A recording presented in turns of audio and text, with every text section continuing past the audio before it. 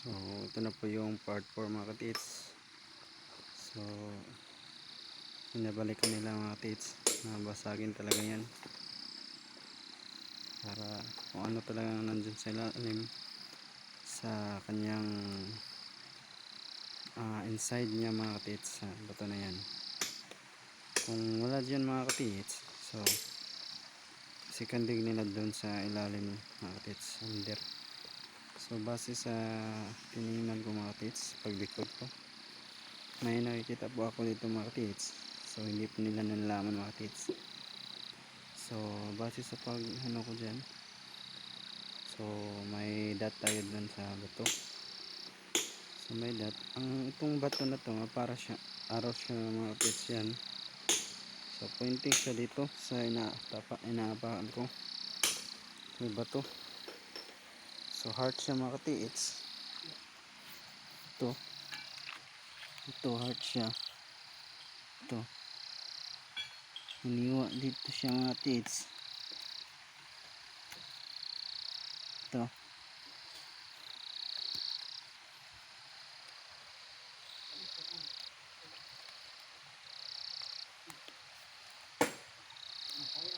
so hiniwa siya dito mga katits. So heart siya mga katits. So ito ang kanyang matulis.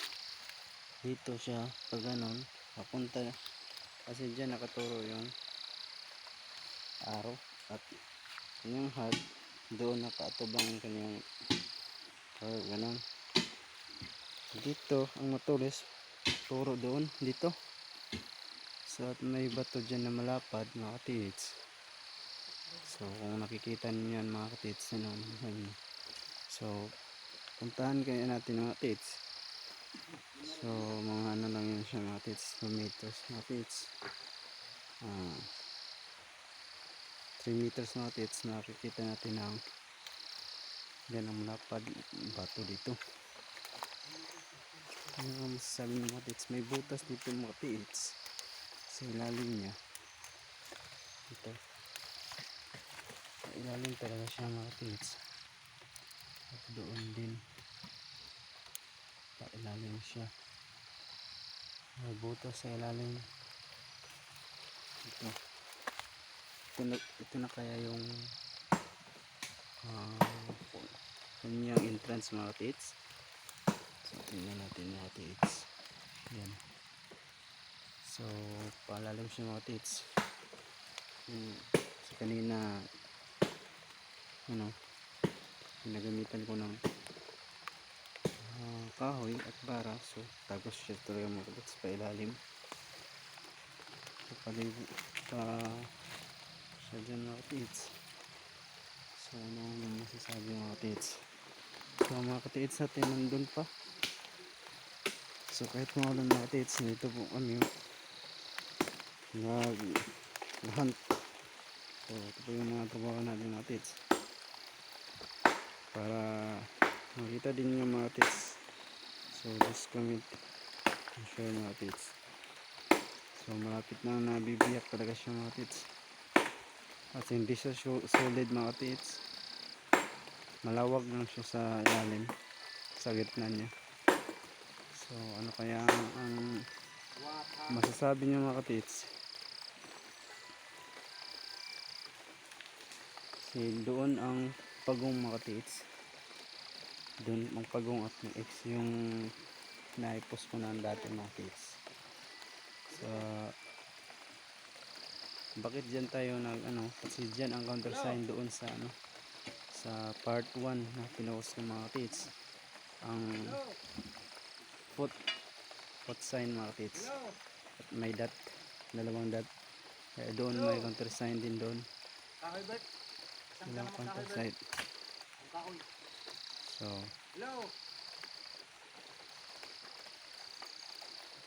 So dalawa lang nating mga katits natin nagtatrabaho kasi busy ang ating mga katits, ibang mga katits natin.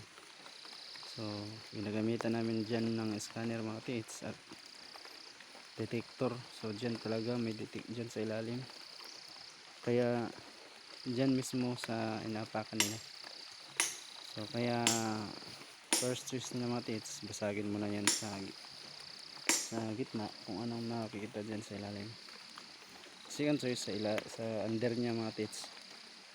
So yung pagdikod niya dyan mga tits, pagdikod namin dyan mga tits at pagditik, dala kami ng scanner. So positive mga tits, at may ano pa din namin detector. So ito talaga siya mga tits. So huwag niyong kalimutan mag-subscribe mga tits. So mag-follow lang po kayo para updated kayo sa mga sunod kong videos. Just subscribe my YouTube channel.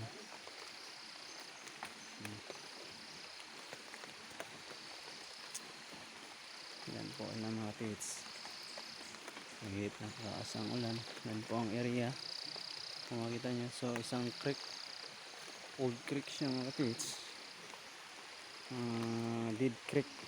So walang tubig na dumadaloy kahit umulan.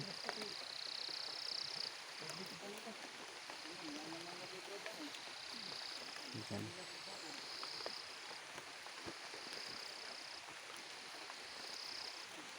Kahit may trabaho pa ako mga tits, so sinadya ko talaga pumunta dito mga tits kasi gusto nilang sama ako mga tits kung anong nakita natin dito. So base sa natalaka ko dyan mga tits, maganda siya mga tits, kaya support muna ako dito mga tits. Itabi ko muna yung work ko mga tits para makatulong din tayo.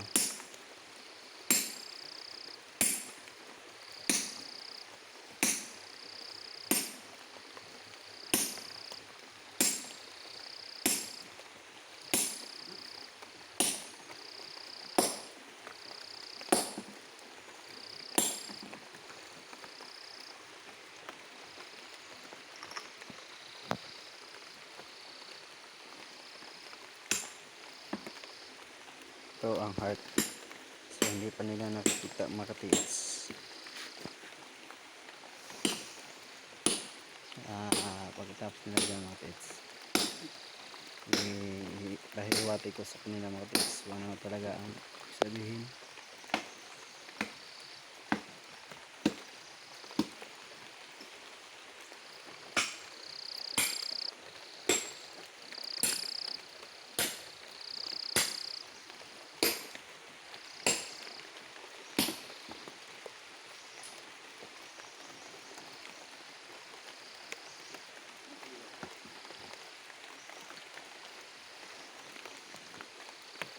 So malapit na siyang mahulog mga tits, makukuha yung sa ibabaw. Ano lang siya mga tits, basta sa nakikita ko ng mga tits, hindi sa solid mga tits. Ano lang siya dyan, open lang siya dun sa ilalim.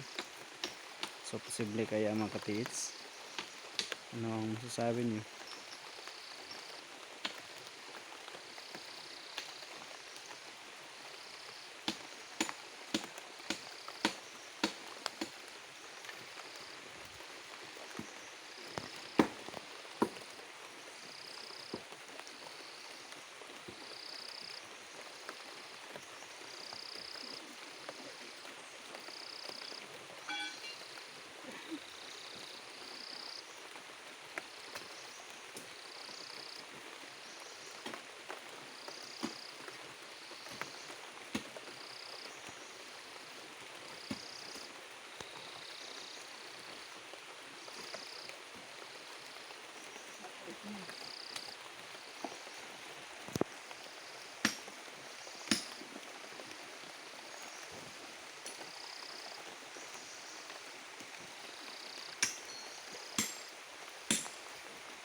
Stand siya muna tayo doon mga tits kasi baka maapakan tayo ng gamit nila.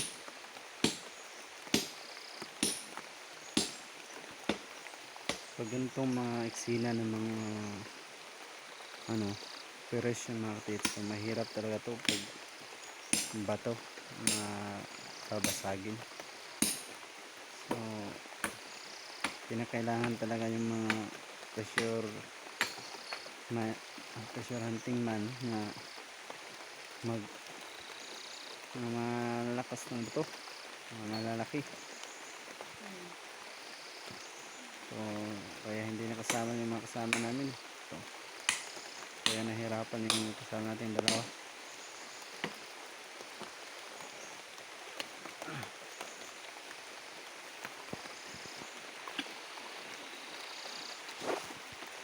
So yung maghintay lang po kayo mga tits kasi malapit na po makukuha. Puntahan natin po makuha ng mga tits kung ano talaga ang actual niya mga tits sa ilalim. Kaya kasi ako din mga tits napapa-excited kung ano talaga dyan. Pasensya mga katiits sa pagbibideo ko kasi umuulan at marami pong mga insekto dito, mga mosquito.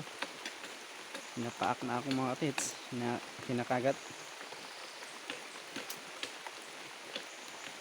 kasi hindi ako nakakomplete na ngayon wala lang emergency kasi bilisan, hindi ko in-expect na pupunta kami dito.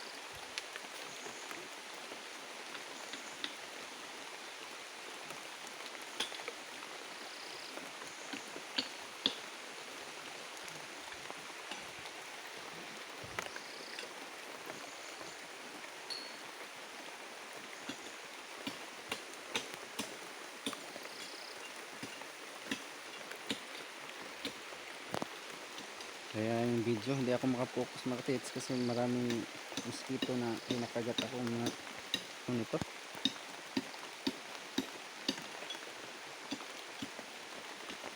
Hindi talaga basta-basta mga tits yung magte-treasure hunting. So kailangan nyo po ang ang tatlong talaga P. So ang tatlong P mga tits, yun po yung pasensya talaga mga tits. Kasi pag ganyang mga bato mga tits na operasyon na natin, pag ganyang mga klase, so kailangan mataas yung pasensya mo. At pangalawang P mga tits, yun po yung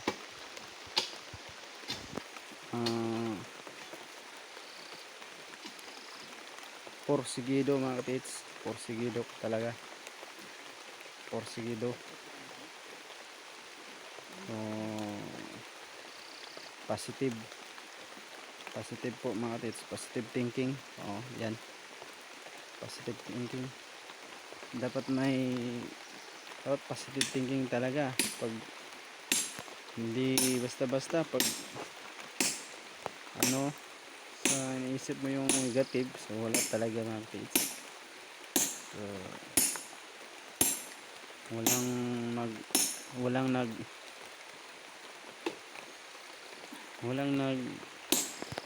lalaho mga tits kung hindi pinahihirapan talaga mga tits sa ganito. So base sa mga treasure hunter na alam ko, mga kasama ko, so hindi talaga nila basta-basta yung pag nila noon. Kaya ito, kailangan natin challenge muna yung sarili natin. Pangatlong P mga tits, kinakailangan talagang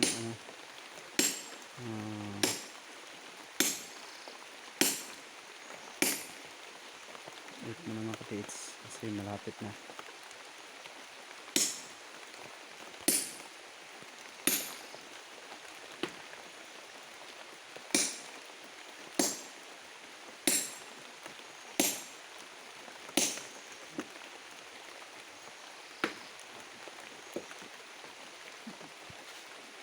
Wait lang mga tits,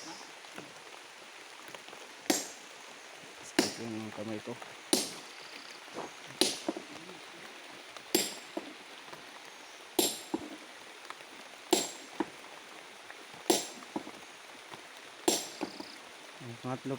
Pangatlo mga tits na P. So balik po tayo. Pangatlong P mga tits, kailangan talang may palaisipan ka sa mga bagay na ito. Kasi kung wala kang palaisipan ng mga ganito, na wala kang idea, wala kang ano, wala kang hilig sa mga gantong bagay, so wala talaga. So kahit isang dig mo lang, hindi na, wala na talaga. So kasama na rin yung lab mga katits. So kailangan ilab mo yung ano mo, tinatrabaho mo kahit mahirap. So nalaglag na yung isang bato mga katits. So nandun sa baba na, nalalaglag. So ano pa talaga, mamaya na natin tingnan mga kids. So ano po, malapit na talaga mga kids. Nalagyan na naman ng isa. So kung makita natin dyan sa mga kids, open lang siya mga kids sa ilalim. Yan. So hindi pa natin mababasa kasi may nakita nila daw na sign dyan.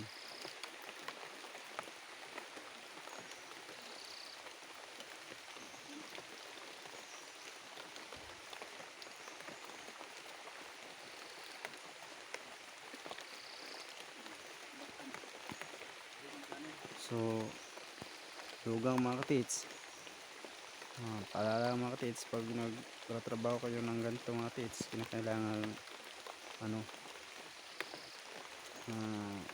matibay talaga ang damdamin natin mga katits. At pagtitiwala talaga mga katits, lalo na sa mga kasama mo mga katits, kinakailangan lahat ng kasama mo may tiwala kayo sa isa't isa. Kasi mahirap na mga katits, kasi yung mga treasure hunter na nakilala ko, marami na silang mga kasama na dinadaya lang sila. Kasi pag ganitong mga bagay mga katits, mainit talaga, kasi pira ang pinag-usapan pag ganito. So alam nyo naman mga katits na pag ganyang mga bagay, so malaking pira yan. Kaya hindi basta-basta na kunin mo yung isang bagay na hindi mo pinahihirapan. Mayra lang sa ibigay talaga sa iyo, yung hindi mo in-expect na mga bagay ay biglang dumating sa iyo. So alam niyo na yun mga katits.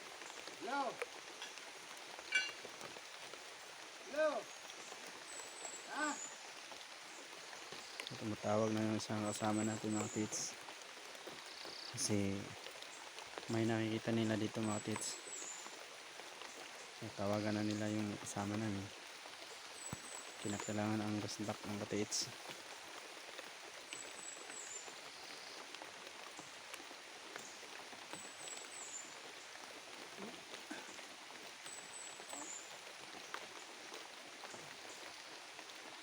Hello. So maraming salamat sa panonood mga katits. So abangan nyo na lang po ang susunod na video. Maraming salamat.